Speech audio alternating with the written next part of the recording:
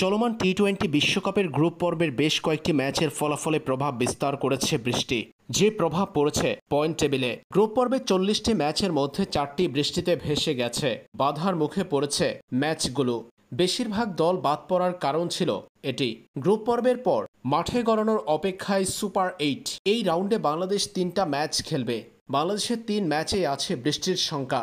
প্রশ্ন হলো, যদি বৃষ্টির কারণে ম্যাচ পরিত্যক্ত হয় তাহলে কি হবে? সূচি অনুযায়ী সুপার 8-এর ম্যাচগুলো হবে Barbados, Saint Lucia, Saint Vincent ও অ্যান্টিগায়।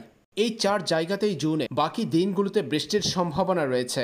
এই পর্বে দলগুলো 3টি করে ম্যাচ খেলবে।